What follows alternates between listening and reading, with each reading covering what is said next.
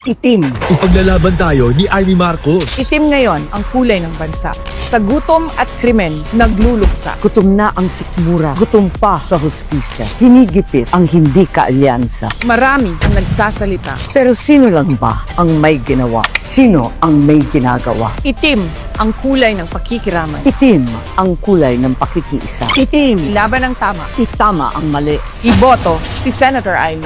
Itiman number 39 sa balota, Senator Amy Marcos. But I will ask the same question to the palace. Yung recently released political ad nga po featuring VP Sara and Senator Amy paints the situation in the country as black. Kulay ng pagluluksa due to hunger, crimes, and injustice, which is a clear imputation of failure of the Marcos administration. What does the palace have to do with You it? just said it is recent? Yesterday. Oh, ang akala ay 2022 campaign ads to. Dahil sa mas na-describe ang kapanahunan ng nakaraang administrasyon dun sa nasabing campaign ads. Unang-una, meron silang sinabi, teka lang po, tungkol sa madilim, wait lang, saan ba yan? Ayun. Itim ngayon ang kulay ng bansa. Sa gutom at krimen nagluluksa. So,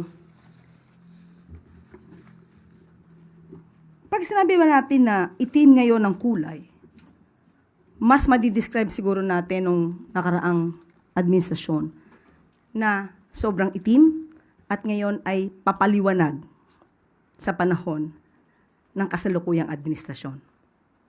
Hindi man ganun pakaputi, pero patungo na doon. Unang-una po, may binanggit sila tungkol sa kagutuman. Tandaan po natin na ayon po sa records na rin po na naibaba ang poverty incidence. Sa panahon ng 2023, 15.5% in 2023 mula sa 18.1% in 2021. You are citing data from? Okay, this is from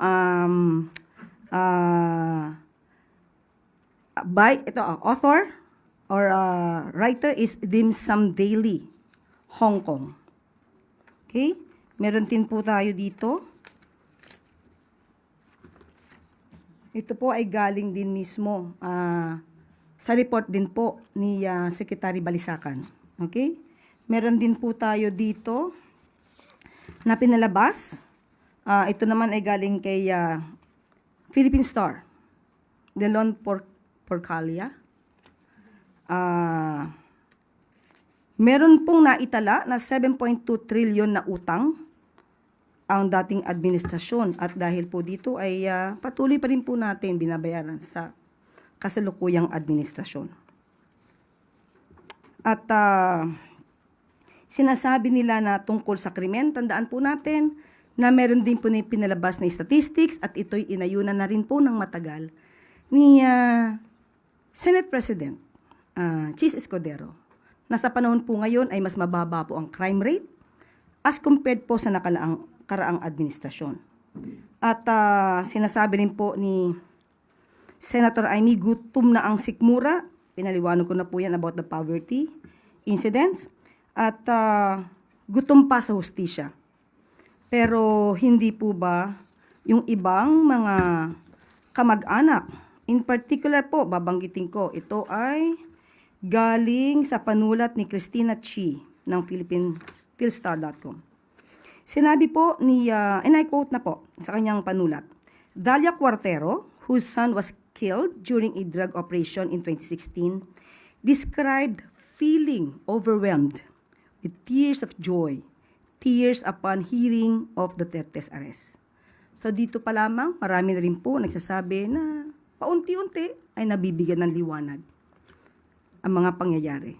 So, mas maganda po siguro mabanggit natin na ang mga botante po dapat ay kukunin ko po yung sticker na nakasulat kay Madam, maging mapanuri.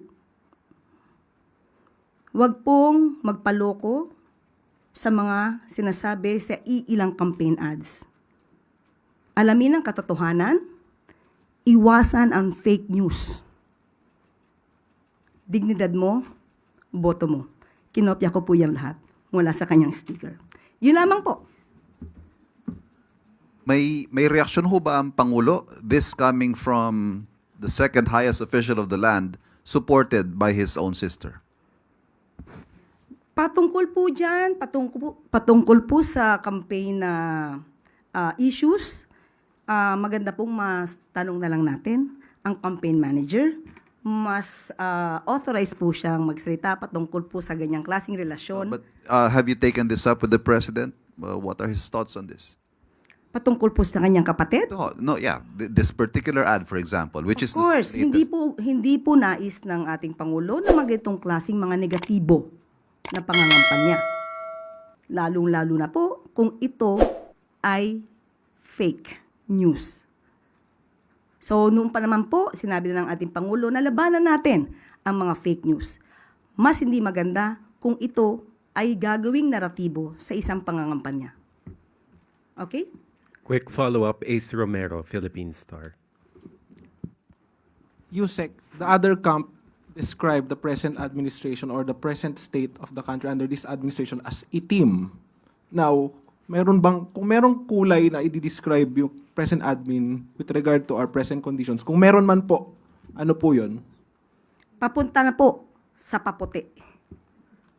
Konting kula na lang, medyo maputi na. Hindi pa lang po, hindi perfectly white, katulad ng aking sinabi, pero doon po patungo ang kasalukuyang administrasyon.